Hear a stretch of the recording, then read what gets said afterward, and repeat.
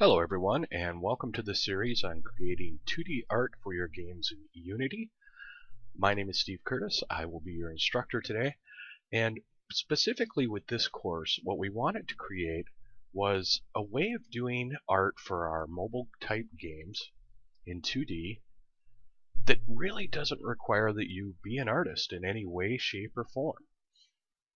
What we really wanted to do is be able to harness the power of Photoshop to create art for your games, even if you don't feel you have a single artistic bone in your body. Maybe you're someone who's been here and has only learned programming, and that's where your interest lies. But you have this great idea for a game, but you don't have any artist friends handy to help out. We're going to show you how to create this art procedurally with Photoshop, really requiring no talent at all. So in place of talent, we're going to build skills and knowledge and create the artwork for our game. So let's start out. I'm going to create a new one, and you can see I already have set here a 1024 by 1024 trans. So I'm going to work in a power of 2 texture, 1024, and I'm going to make sure my background is transparent. That'll give us something that looks like this.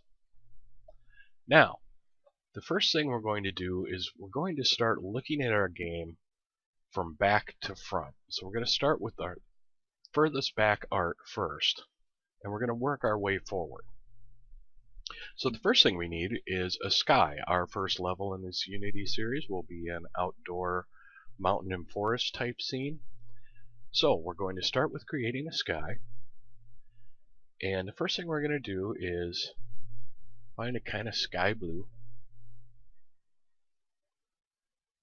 And as this will be cartoony, all of our colors are actually going to be fairly saturated, so most of the time I'm going to be working in this right third of our color picker, and most of that time will actually be spent in this upper right quadrant with very saturated colors. So now I'm going to click on my back color, and this time I'm going to color sample from the front color. Then I'm just going to bring this down so that I get two nice changes in blue.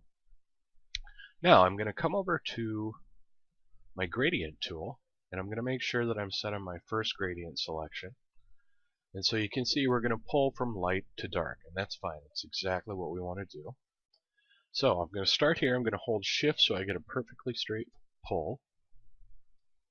Pull that down to the bottom, and we get a nice little gradient. Now in reality, your gradient would actually be reversed. The sky that appears closer to you or up towards the top would actually be darker, and further away would be lighter. But since we're doing a very cartoony game and we want it to be bright, a lot of this dark is going to be unseeable most of the time because it'll have stuff in front of it. So we're going to do it this way, even though that's not really the reality of how atmospheric depth works. Alright, so we've got our sky. Now, we could just save this out and scroll our little sky. But, I mean, to a degree, it seems like a waste to throw away one entire texture just for a sky gradient. So we're going to put our rear set of mountains right on top of our sky. And then we'll create other stuff to go in front of that on different texture sheets. So I'm going to make a new layer. I'm going to label my old one sky, and we're going to call this one mountain BG for background. So now, and again, I'm only using my mouse to do this because if you're a programmer or something like that, you may not have a tablet to work with, and working with a mouse to create art can be very, very difficult. So by me using a mouse, it's going to force me to show you ways that we can harness Photoshop to make up for some of our shortcomings. So I'm going to create just a single mountain here, and I'm going to start in this lower left corner, and I'm going to end in this lower right corner, just so that when this tiles side to side, the mountains all kind of touch down in these corners. It's unlikely we're ever going to be able to actually see that because of the other things that'll be in front of it. But just to keep doing things the way we should do them, we're going to do that anyway. So I'm just going to come right up from that corner. And that went horribly wrong. This is where a mouse can really be a pain. That's okay, because I'm going to show you how to fix it. And I'm just going to bring this down right into that corner. Alright, so we've got a selection, but our selection looks a little bit funky. So what we need to do is come in and get rid of this chunk here. So we're going to hold down Shift, which will allow us to add to our selection, which is not what I want. Ignore what I just said there. We're going to hold down Alt, which will allow us to subtract. So we're going to just come in here, grab this part we don't like, make a little circle there, and we got rid of that. That's not too bad. I kind of don't like this here either, but in this case I'm going to add to it and bring that out a little bit. So I'm going to hold down Shift here. I'm just going to come right off there, come down, and come around and grab that. And now we've got our mountain. So that's not too bad. But now we need to give it some mountain color. We've already got this sky color in the background. And you could do any series of colors you want depending on what your color palette is for your game. I'm using just a lot of very bright cartoony colors, and I'm not really too worried about sticking to like a tertiary color palette or anything like that. But I do need it to come out a little bit different. So I'm going to darken this up. And that's okay there. And I'm going to do the same thing by grabbing my background and then sampling my foreground. And then we'll grab that. That's just fine. And now we need to paint in mountains in a kind of cartoony fashion. But perhaps we're no good at painting. So we're going to play around a little bit. We're going to come down to Filter. I'm going to go to Render and render some clouds. You see we get this nice blend of our foreground and background colors, but it's not really cartoony. So we're going to do another filter on it, and this time we're going to go to our filter gallery. And as you can see, I was already there. Under our texture heading, I'm going to choose stained glass. And I'm going to set my cell sizes at about 32, border thickness of about 7, and most importantly, I want absolutely no light intensity. You see how it gets that kind of reflective look? Well, we're going to fiddle around with that when we're all done. So we want 0 on our light intensity. And we've got this nifty little mountain set here. So I can hit Control D and deselect that, and that's fine. But now we need to do some things to make it look a little bit more like a mountain. So the first thing that we're going to do is that we're going to create some snowy tops for it. So I'm going to go over to my brush. I'm going to pick a hard round brush, and I'm going to use only default brushes. And I'm going to enlarge that. You can enlarge that by hitting your bracket keys in Photoshop, or by just changing it over here. So that I've got somewhere around 1/3 or a little bit less of this width of this mountaintop. I'm going to choose an absolute white. And now, very importantly, over here on this layer, I'm going to click the lock pixel. And what that will do is prevent us from creating any color outside of where we've already put color. So if I click out here, I don't get anything. That's exactly what I want, because I'm going to start above that, kind of in the center. I'm going to hold down Shift, I'm going to click, and I'm going to pull down. There we go. That might be more than I like. Now, you may have seen that when I did this, I got kind of a uneven edge on that. That's probably our brush setting. See, we have our spacing at 25%, so we're going to bring that back down. And you can just take it to 0 depending on how good your computer is. But the more we stack these single circles, because this is really just a series of single circles, the more we stack those on top of each other, the harder the draw is going to be on your computer. So I'm pulling it down to 10-12%, something like that, just enough to get that even line and save a little bit of work on my processor. Alright, so I'm actually going to make that brush just a hair smaller. And I'm going to bring this down.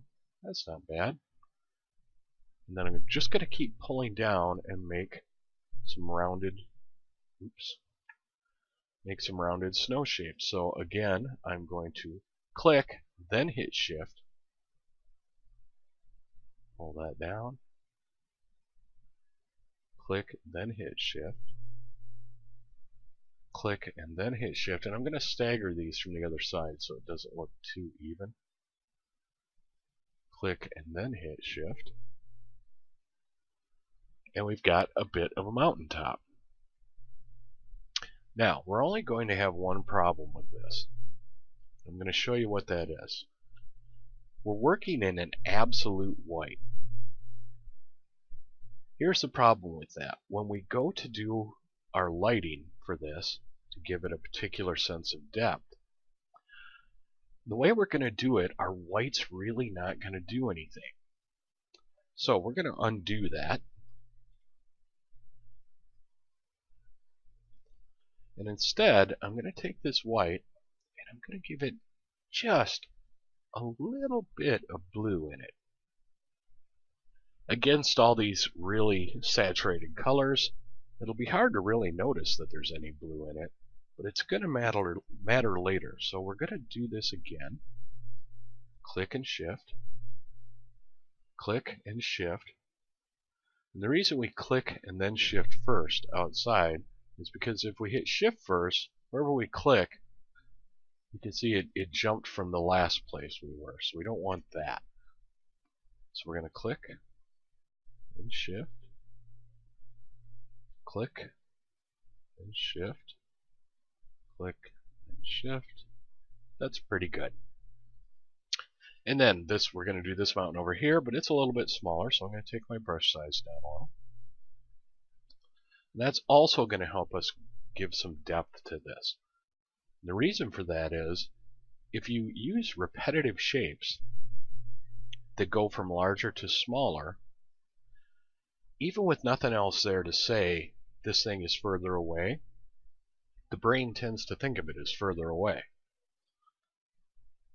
So we're going to take advantage of that. Because this background, really, while they're playing, it's meant to just kind of be pretty back there. But you don't want it so unbelievably gorgeous that they actually stop paying attention to their game and look at this magnificent background. It's a background. We want it to be nice, but we want them to kind of not notice that it's nice and just live with it the way it is. Alright, so now we've got our mountain.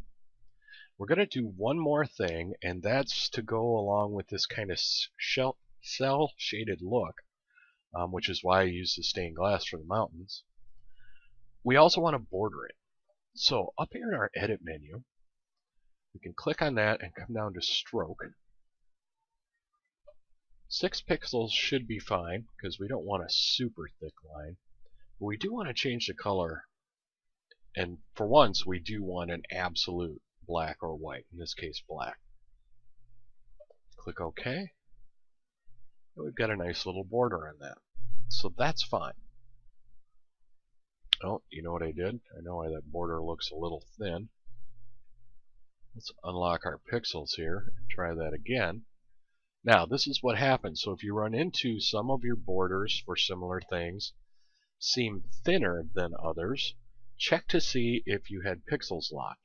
And this is why, because you can see our stroke is running from the center of the line that it will be stroking.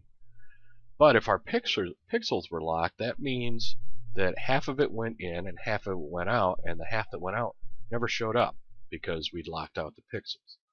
So let's try that again. And there we go. We get a much nicer, much better line. Alright, our mountains are basically done.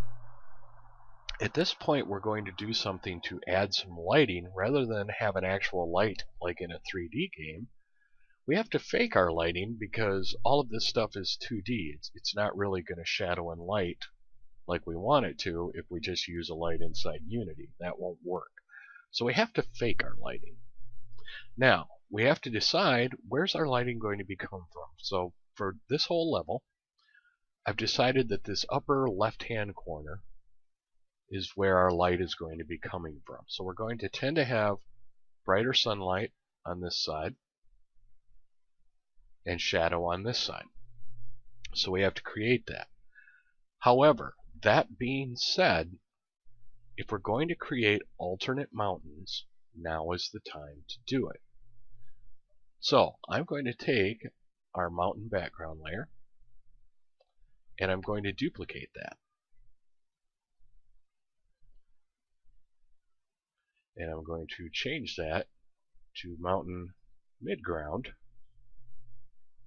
because these are the mountains that are going to go in front of our back mountains, and create another layer. Now, as you can see, we've got basically the same thing, and the reason I'm doing this is so that we can have some parallaxing effect in our game. But even if it parallaxes nicely, with the colors being identical, it's just not going to be very good looking as they go by. So the first thing we're going to do is change up the color of this mountain a little bit. We're going to come down here to our create new fill or adjustment layer, and we're going to pick hue and saturation,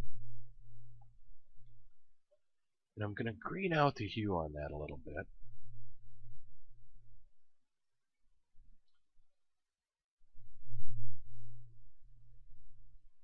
Except, hang on a second, what have I done here? Okay, sorry about that. I made a mistake, and when I went to correct that mistake, I accidentally cut off my recording. So we're back, and I want to show you what happened. I created a hue saturation level layer down here, and not thinking that that's going to apply that globally to my thing. So we need to get rid of that. So we're going to trash can that. Close that out. Or you could just have taken the layer it was on and drug it to the trash can. And we're going to have our top layer selected, and we're actually going to come up to Image, Adjustments, Hue Saturation. And that's going to apply it to our front image here. So I'm going to green this up a little.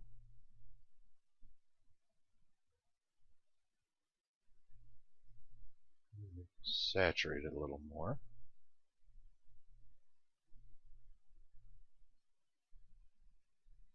Darken it a little.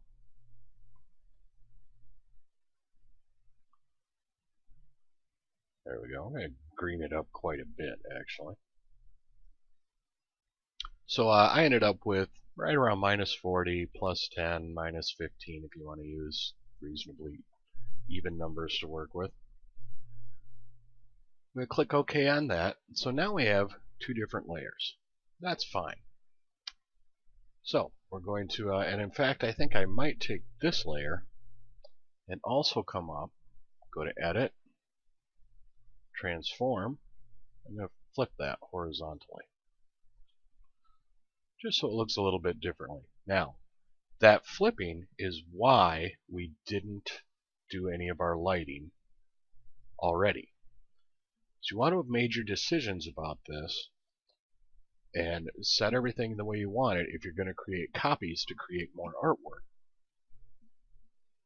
before you do the lighting. Otherwise your lighting's going to be backwards once you go in and flip it. We don't want that. Now we could also, since these are going to be midground mountains, we can hit Control T on this layer and we can reshape that a little bit. Bring those down maybe. And I might even come up and take my warp tool and just kind of round those out a little more.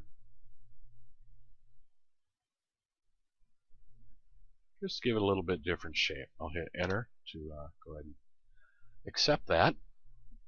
So now we do have to get that lighting done. So there's a couple ways we can do this. What I'm going to do is actually use our burn and our dodge tools to create this. This is a pretty good and effective way to do it. There is a problem with it. You need to, within a few strokes, decide whether or not you're happy with what's going on, because using the burn and dodge tool is destructive. It's not created on a separate layer, it's done on the layer you've got.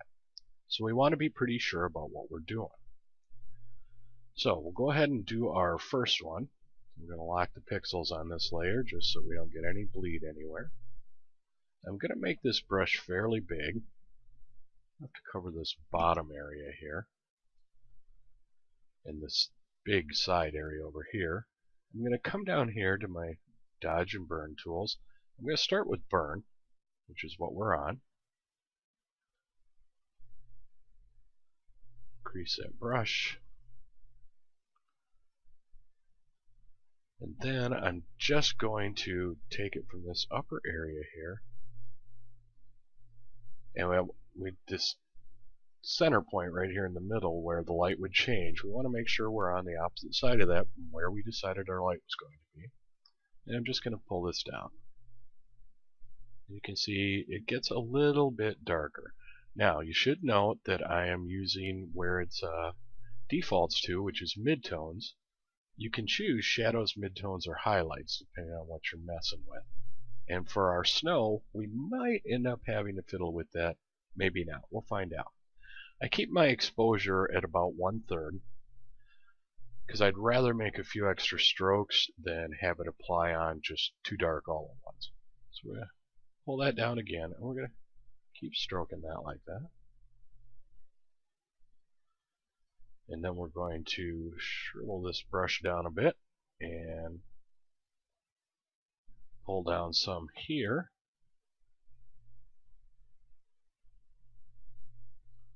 And if our light were coming down, some of this dip would be hidden by this mountain. Not too much, but a little.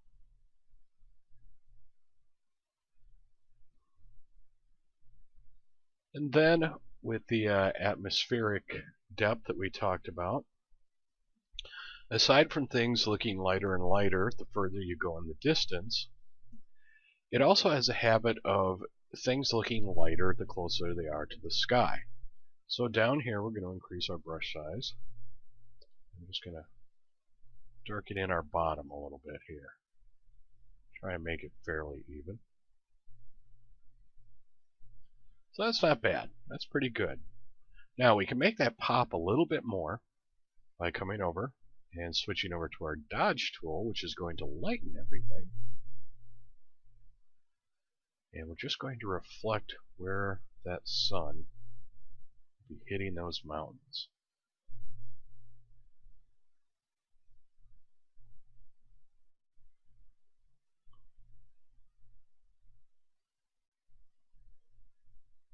We're just going to lighten that up. Try to use nice, even, quick strokes. You'll get a better result. So now we've added some depth to that. We can come over and we can turn off that layer. Select the layer behind it, and we're going to do exactly the same thing. I like to work with my layers locked just so nothing goes awry on me. But we'll come over and grab our burn tool, which is already pretty big. And that's okay, because this one's going to light out a little bit differently because it's flipped. So most of the light's actually only going to be on this face. We're not going to get very much over here this time. So we'll take that. And I'm just going to go ahead and darken that bottom. And it'll darken better if you make sure, don't just wiggle back and forth. I'm actually doing a stroke here, and then picking up, unclicking, and then doing another stroke in the same direction. So click down, stroke, unclick, click down, stroke, unclick. and it's a little bit more control that way. Also, you'll see, hopefully you can see on the recording, but you'll see on your own, if you didn't, why we didn't use that perfect white. Now we have that reflective blue coming out when we darken it. And that's awesome, because that's what snow actually does. It's going to reflect the atmosphere and our blue mountains around it. Give us that blue look. Now we can go over, switch over to our dodge tool. And we can start to lighten that. Not right up to the edge, because I kind of want to blend. Because that blend from the edge into the really light part and around is what's helping give it that depth. I'm just going to get a little bit on this mountain here, not too much. We can cheat it a little bit. And now we've got a nice looking mountain.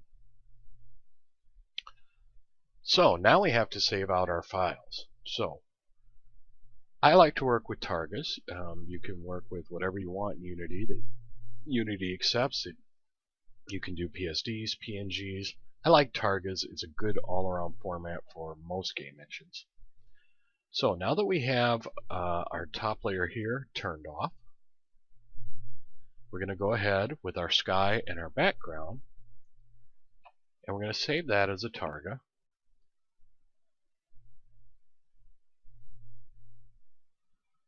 So let's really want to show all of my hard drive to you guys. But let's, you can see I've got a bunch already in here. Let's make a new folder.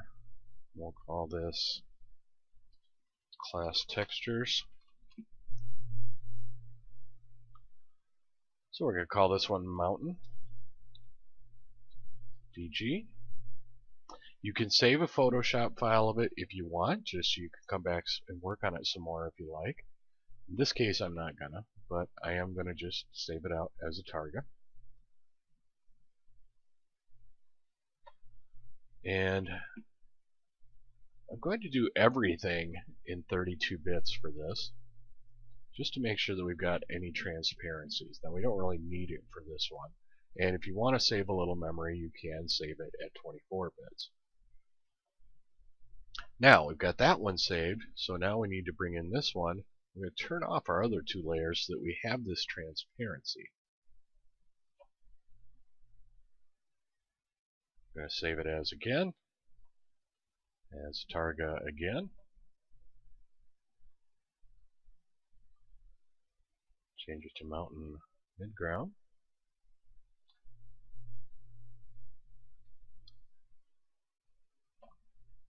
And we will save that out. 32. And we've got our sky and our rear sets of mountains.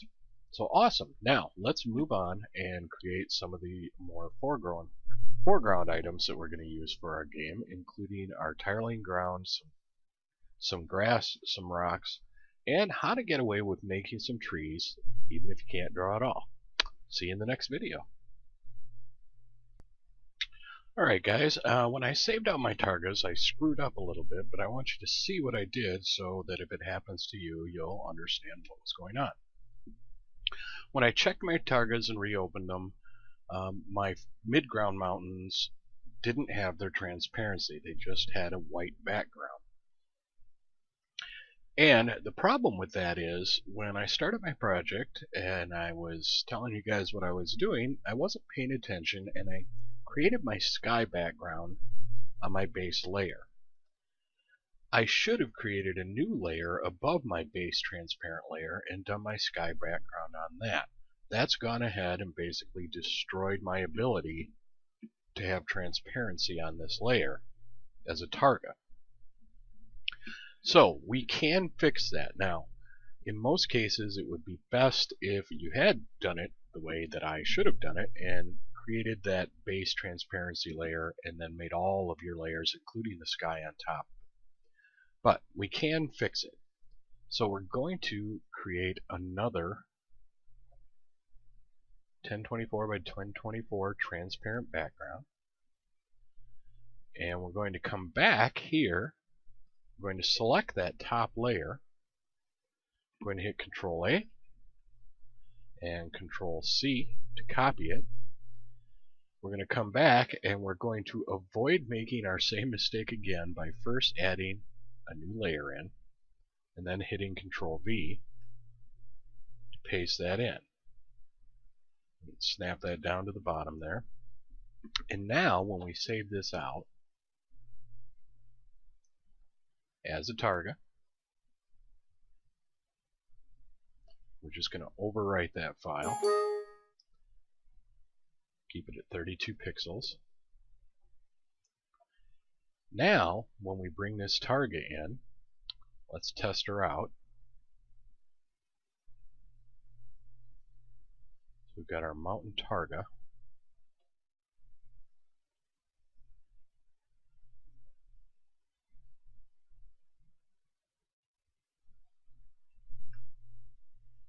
You can see even though it looked like a white background in that targa, which is fine, now it does work.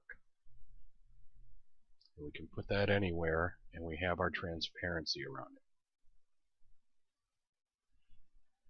So that sets us up to have our nice mountain background in the back.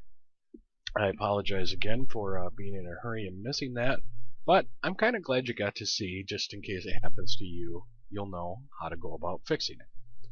So now we'll see you in the next video.